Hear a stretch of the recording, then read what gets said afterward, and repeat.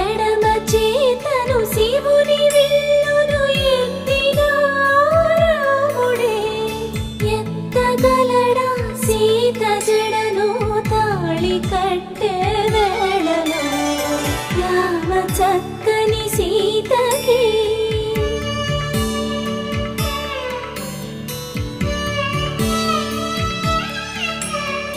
ఎర్ర జాబిలి చేయి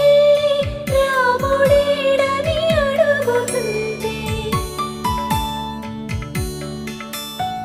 చూడలేదని పెదవి చెప్పే చెప్పలేమని కనులు చెప్పే నల్ల పూసై